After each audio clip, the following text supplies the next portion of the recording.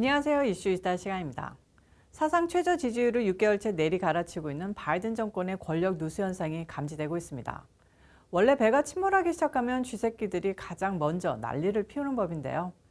백악관 보좌관진들과 부통령 카말라 해리스의 갈등이 표면화되면서 CNN까지 보도되고 있습니다.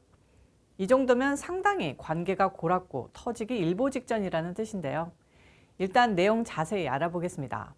카말라 해리스가 백악관 내에서 공개적인 견제에 시달리고 있다는 보도가 친정부 매체 CNN에서 터져나왔습니다. CNN은 15일 30여 명의 해리스 부통령 측근을 인용해 백악관 참모들이 조 바이든 대통령의 핵심 정책 결정 과정에서 해리스를 배제하고 있다고 보도했는데요. 사실이면 대통령과 부통령 간의 헤게모니 싸움이 시작되고 있다고 분석할 수 있죠. 복수의 해리스 측 사람들은 해리스가 적절하게 대우받지 못하고 옆으로 밀려 있다면서 백악관의 업무 행태에 분통을 터뜨렸답니다. 해리스 본인도 지인들에게 정치적 제약에 대해 불만을 호소하기까지 했다고 합니다. 그런데 솔직히 카말라가 하는 일이 실제로 없어서 백악관 측에서 불만이 터질 수밖에 없기도 합니다. 최초의 여성 흑인 부통령이라는 타이틀 외에는 의회 경험도 짧아서 민주당 휘어잡는 한 방도 없고 야망이 있는 여자이기 때문에 바이든과 일정한 거리를 두고 4년 후, 아니 1, 2년 후를 준비하고 있다는 썰들이 돌아다니고 있죠. 바이든이 오바마가 대통령일 때 의회 상대로 노가다급 역할을 했던 것과 대통령 시절에 부통령이던 유다 펜스가 그래도 서류 작업에 진을 뺐던 걸 비교하면 카말라는 지금 놀고 먹는다고 해도 틀린 말은 아닙니다. 특히 이번에 인프라 법안 통과를 두고 바이든이 직접 거의 2달째 개고생했는데요. 카말라, 거리 두면서 지켜본 게 다였다는 게 백악관이 부글거리는 이유입니다. 한마디로 제 뭐니 하는 분위기죠. 오죽하면 일각에서는 바이든이 카말라 해리스를 공석인 대법관 자리에 배치할 수 있다는 말이 나돕니다. 까불지 말고 사라져라는 뜻일까요? 자, 하지만 우리가 포커스를 맞춰야 하는 것은 이런 백악관 헤게모니 쟁탈전을 특정 보도한 게 퍽스가 아니라 CNN이라는 점입니다. 이런 보도를 했다는 것은 CNN이 둘 중 한 편을 위해 보도를 통해 공작 혹은 역공작을 펼치고 있는 점이죠. 자, 그럼 이 보도는 누구를 위한 보도였을까요? 우선 제목이 뭐였을까요? Inside 카말라 해리스 Frustrating Start as Vice President. 카말라 해리스가 부통령직을 시작하며 맞게 된 좌절의 내막. 제목만 봐도 해리스를 피해자로 규정한 해리스를 위한 보도라는 냄새가 나죠. 내용도 한번 볼까요?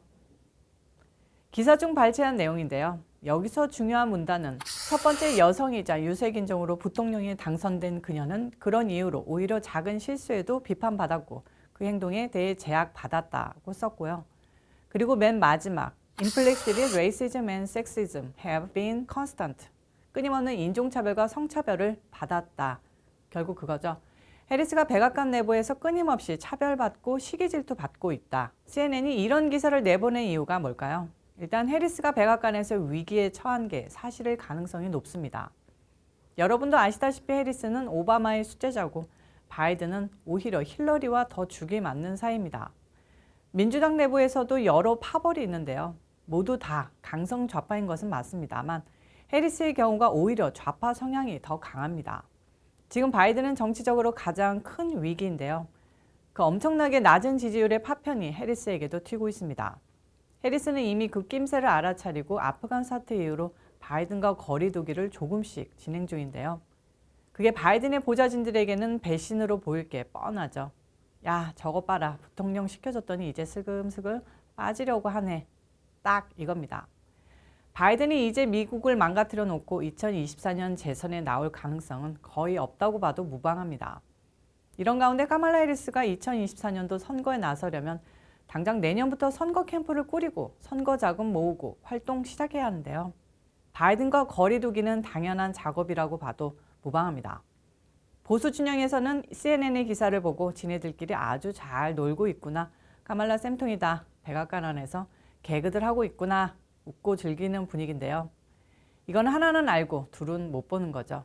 이번 보도는 사실상 강경좌파의 헤게모니가 바이든에게서 카말라로 넘어가는 과정이라는 보고서적 내용이라고 보면 됩니다. 다시 설명드리자면 CNN 기사는 카말라가 전략적으로 바이든과 거리두기 한다는 내용은 쏙 빼고 흑인 여성으로 최초로 부통령에 오른 카말라가 백인 남성 중심 문화에 쩌들은 백악관 바이든 스태프들로부터 소외받고 견제받고 있다고 썼는데요. 속보이는 기사라고 할 수밖에 없습니다. 그래서 이제 공식적으로 CNN의 카말라 대통령 만들기 작업은 시작됐다고 봐도 무방하고요. 바이든이 이제 역사상 최초로 1년도 안 돼 레임덕에 빠지고만 대통령이 돼버렸습니다. 한마디로 너무 비참합니다. 앞으로 이 사태 계속 지켜보도록 하겠습니다. 이런 바이든인데요. 우리 바보드님 기댈 때는 이제 중국밖에 없으신가 봅니다. 중국 시진핑과 영상으로나마 정상회담 하셨는데요. 중국의 불공정 경제 정책과 인권 문제 호통치고 미국 대통령으로서 위상 뽐내셨다고 합니다. 그냥 오늘은 수고하셨다고 해드려야죠. 이제 CNN한테도 버림받고 계신데 이슈 이스타에서나마 칭찬해드리겠습니다. 노인분께서 새벽까지 회담하셨는데 시진핑이는 편하게 낮 시간, 미국 대통령은 한밤중에 새벽까지. 중국에서는 이것만 봐도 지네들이 시진핑이 우위에 선 회담이었다고 그런다는데 미국 대통령 체면이 말이 아닙니다. 다 바이든 보좌한다는 것들이 바보인 거죠. 정말 불쌍하십니다. 회담 내용 일단 보면요. 15일 밤 미중 정상회담에서 바이든 대통령이 중국의 국가주도 경제체제의 문제점을 정면으로 지적하면서 변화를 강력히 압박했습니다. 시 주석은 경제 무역 분야 문제를 정치화하지 말라면서 맞섰다고 합니다. 회담은 뱅뱅 돌았고 경제 무역 분야에서도 양국 정상이 이번 회담에서 구체적인 공동인식을 도출하지 못한 채 각자 입장을 천명하는 수준에서 대화를 마무리했습니다. 또 두 정상은 대만 문제를 놓고도 충돌했습니다. 바이든은 하나의 중국 정책의 유효성을 인정하면서도 현상 변경 시도에 대해선 강력한 반대를 표명했고 시진핑은 대만의 독립 시도 등 레드라인이라는 표현까지 거론하며 단호한 조치 가능성으로 맞불을 놓았습니다. 바이든은 또 중국의 인권 상황에 대해 문제를 제기하며 압박했는데요. 다만 바이든은 충돌을 피하려는 안전장치의 중요성을 강조했고 시 주석도 공존과 상생을 내세우는 등 최악의 상황을 피해야 한다는 인식도 드러냈습니다.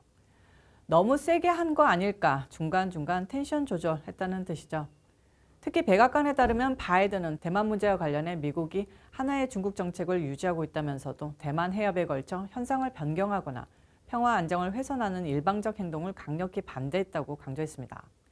이에 시 주석은 우리는 인내심을 갖고 최대한의 성의와 최선을 다해 평화 통일의 비전을 이루려 하겠지만 만약 대만 독립 분열 세력이 도발하고 심지어 레드라인을 돌파하면 우리는 부득불 단호한 조치를 취할 것이라고 경고했다고 합니다.